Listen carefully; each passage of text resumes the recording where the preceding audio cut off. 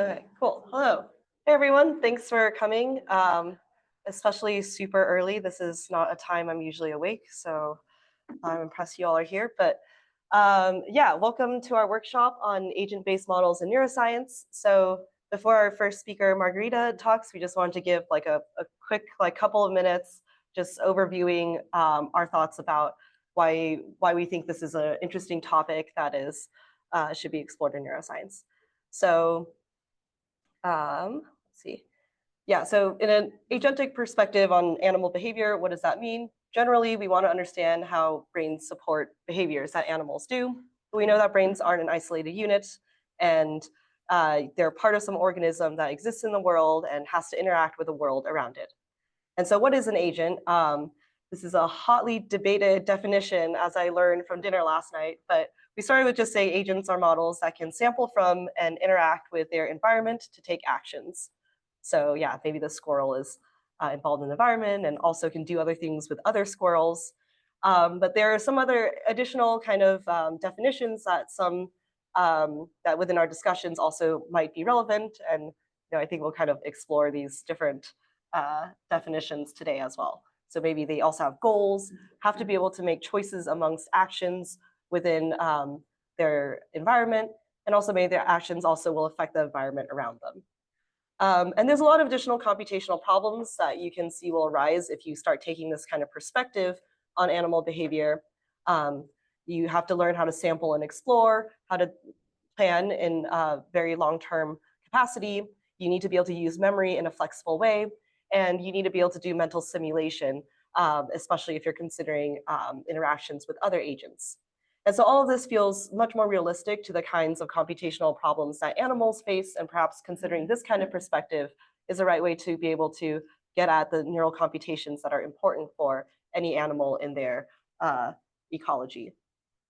One thing to note is agent models in neuroscience is kind of a growing area, and at least kind of one way I've been chunking it in my head is thinking about the abstraction levels of decision making that people care about. And this is also what you'll sort of see between the morning session and the afternoon session. So maybe traditionally we're more used to this kind of abstraction where an animal is in a maze, it has to learn how to take left and right actions, etc. But there's a growing area that is also thinking about a much more precise level of decision making and thinking about sensory motor actions. And this is an example of an embodied agent that maybe doesn't do that well, but it's pretty cute. It's walking forward a little bit and having a musculoskeletal kind of model for these. And so, yeah, I think this all leads to a lot of questions. These are kind of two big areas, and a lot of I think there's a lot of similar questions amongst both. How well do our agent-based models replicate behaviors in animal? What are the limitations currently? And how appropriate are these models for forming hypotheses about neural mechanisms?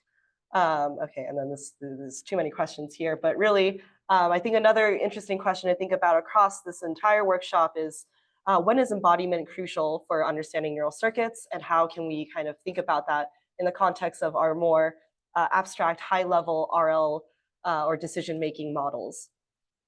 So we have a lot of speakers today. They're going to talk a lot about a lot of different brain regions, from PFC, motor cortex, hippocampus, visual cortex. We have a ton of model organisms, as you can see. And yeah, I think this will be a very fun kind of discussion that we'll get from this workshop.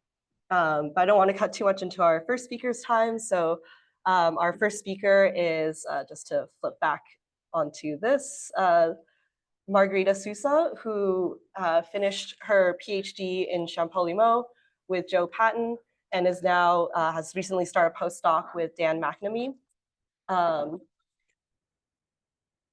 Oh, and I think the Whova schedule is a little bit outdated. We have a website that's available. It's like neuro-agent-models.github.io. But the main thing is that Bensei's talk and Shreya's talk are swapped, and Talmo Pereira is speaking on Bensei's project. So if any of you were really counting on your afternoon schedules, that's something to be aware of.